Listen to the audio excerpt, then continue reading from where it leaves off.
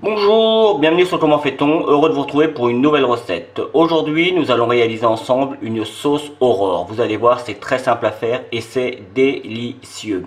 Vous avez les ingrédients directement sur la vidéo, donc place à la recette. Une sauce Aurore, c'est quoi? C'est simplement une béchamel dans laquelle on va rajouter du concentré de tomate. Si vous n'avez pas de concentré de tomate, vous pouvez toujours mettre du jus de tomate, une sauce tomate classique, ou alors vraiment dans le dernier, si vraiment vous n'avez ni jus de tomate ni concentré de tomate, vous pouvez toujours mettre du ketchup, mais ce sera moins bon, hein, et puis ce sera plus vraiment une sauce Aurore, mais ça marchera quand même. Moi, je vais faire une petite touche personnelle. Je vais rajouter un petit peu d'oignon. C'est la moitié d'un oignon pour un demi-litre de sauce. Enfin, il y aura un petit peu plus d'un demi-litre de sauce puisqu'il y a un demi-litre de lait et puis tout le reste des ingrédients. Donc, avec ça, on a un petit peu plus qu'un demi-litre de sauce. Donc là, je commence par faire fondre mon beurre. Je vais y rajouter tout de suite les oignons afin de les faire suinter un petit peu avec le beurre. Voilà. Et on va laisser comme ça pendant une petite minute avant de rajouter la farine. Et l'oignon, c'est facultatif, hein. Vous pouvez vous en passer, mais ça donne tout de suite un goût meilleur à la sauce. Alors moi, je le laisse entier comme ça, l'oignon. Mais vous pouvez le hacher si vous le voulez. Et vous avez la vidéo maintenant. Je vais vous mettre une vidéo là pour vous montrer comment on émince, on hache ou on cisèle un oignon.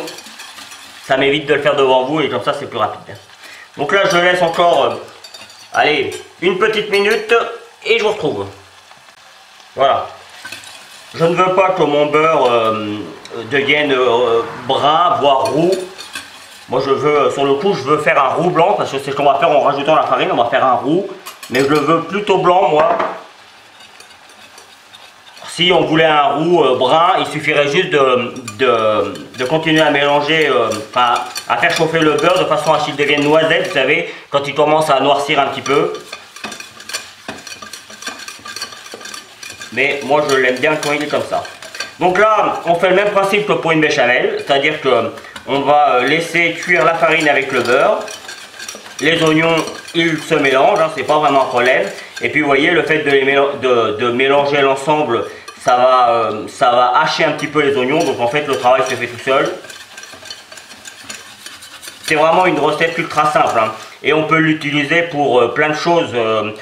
Pour aller avec le brochet, pour faire des quenelles de brochet par exemple, c'est super bon pour napper les quenelles. Moi je l'ai déjà fait pour faire des endives à la sauce Aurore, c'est très bon aussi. Enfin bref, on peut inventer. Là ce soir, là, je vais sortir des brocolis et je vais mettre la sauce avec. Je vais mettre un petit peu de fromage par dessus et ça va être délicieux. Vous voyez, hein, il y a vraiment plein d'idées à faire avec. Voilà. Là mon roux, vous voyez, il commence à gonfler un petit peu. C'est comme ça qu'on sait que le roux est cuit. Enfin en tout cas moi c'est comme ça que je le sais. Là encore, il y a plusieurs techniques, hein, mais voilà. Là, le roux est fait. Hop, je peux rajouter mon lait. Alors, sachez également que certaines personnes rajoutent de la crème fraîche ou de la crème liquide entière. Moi, j'en mets pas parce que je considère que c'est déjà, il y a déjà du beurre, il y a de la farine, c'est déjà assez gras comme ça. Mais si vous voulez rajouter une cuillère à soupe de crème fraîche, si vous en avez, n'hésitez pas, faites-vous plaisir. Ça sera juste un petit peu plus gras, hein, ce sera meilleur. Enfin, ce sera meilleur, ce sera un petit peu plus gras. C'est vraiment pour se faire plaisir sur le coup. Donc là, vous voyez, mon roux s'est dilué dans mon lait. Moi j'ai mis le lait froid, hein. Encore une fois, là c'est un choix. Certaines personnes vous diront, ah bah oui mais non, il faut faire chauffer le lait avant. Moi j'ai toujours fait de cette manière et ça marche très bien. C'est juste que ça prend un petit peu plus de temps à prendre, mais c'est pas un problème parce que pendant ce temps-là, on a le temps de poivrer. Et moi je préfère poivrer, saler, tout ça avant de rajouter le concentré de tomate. On va saler, enfin je fais toujours attention moi avec le sel, c'est pour ça, vous voyez, je mets ça au niveau de mes mains. Alors les gants, hein, c'est juste que j'ai encore fait du bricolage et Et je me suis encore abîmé un petit peu les gants, les mains, donc je mets des gants. Hop, voilà. Et évidemment, il n'y a pas de sauce béchamel sans un petit peu, hop,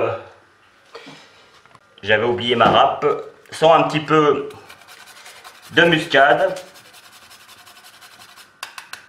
Voilà. Alors normalement il y a une râpe hein, dans les petits pots, mais elle marche pas très bien. Et on n'oublie pas de temps en temps de mélanger, parce que vous voyez, ça y est, c'est pris. Là normalement, voilà, ça arrive à ébullition. Alors je vais juste baisser un petit peu mon feu le temps. Puisque moi de toute façon je vais recuire ma béchamel. Enfin ma sauce aurore sur le coup. Parce que pour l'instant c'est une béchamel avec un ajout d'oignon. Mais ça reste une béchamel. Et on va faire la sauce aurore tout de suite. En rajoutant le concentré de tomate. Ça devient une sauce aurore. C'est magique hein, la cuisine. En fait c'est juste pour la couleur. Et puis c'est vrai que le concentré de tomate ça apporte énormément de goût. Alors là encore, moi j'ai mis 60 grammes pour un demi-litre de lait. Mais faites-le de cette manière. Si vous considérez que c'est un petit peu trop fort, eh bien le coup d'après vous en mettez un petit peu moins. Et si vous considérez que ça manque un peu de tomate, eh bien le coup d'après vous en mettez un petit peu plus. Mais vous voyez, on a une jolie couleur et c'est pour ça hein, la sauce aurore, c'est pour la couleur que cela amène. C'est très joli, hein, vous voyez. Imaginez ça avec des petites quenelles de brochet. Tiens, j'en salive d'avance. Voilà, et bien, si vous voulez vous en servir uniquement comme ça, il faudrait la faire chauffer un petit peu plus. Un petit peu comme une crème pâtissière, vous la mélangez tranquillement comme ça et puis vous la faites chauffer pendant deux bonnes minutes avec une petite ébullition de façon à ce qu'elle soit bien cuite.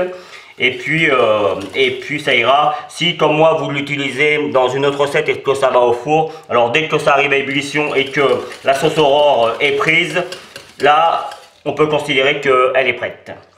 Donc voilà, la recette est terminée. Moi je vais faire ma petite préparation avec mes brocolis, je pense. Il faut que je regarde ce que j'ai dans le congélateur, mais je pense que ce sera des brocolis. Et puis je vous fais une petite présentation de fin, pardon, avec tout ça. Voilà, la vidéo va se terminer sur cette petite image. Comme vous pouvez le voir, mon petit gratin au fond est cuit. Donc vous avez une jolie couleur dorée. Et alors on a des petites taches un petit peu sur la peau, mais c'est tout à fait normal. Hein. C'est signe que la sauce aurore est cuite. Voilà, j'espère que cette nouvelle recette, en tout cas cette nouvelle petite sauce vous plaira, que vous prendrez beaucoup de plaisir à la réaliser avec plein de recettes. Moi j'ai pris comme toujours beaucoup de plaisir à la faire pour vous. Vous avez certainement dû voir apparaître les liens qui vont vous permettre d'aller sur tous mes réseaux sociaux. N'hésitez pas. Allez y faire un petit tour. Et puis si vous continuez encore un petit peu plus, ce que je vous invite à faire, vous aurez le lien qui vous permettra de vous abonner à ma chaîne YouTube, celui qui vous permettra d'aller sur mon site www.comentfaiton.com où vous retrouverez l'ensemble de mes recettes. Je vous donnerai la recette justement des endives à la sauce aurore, comme ça.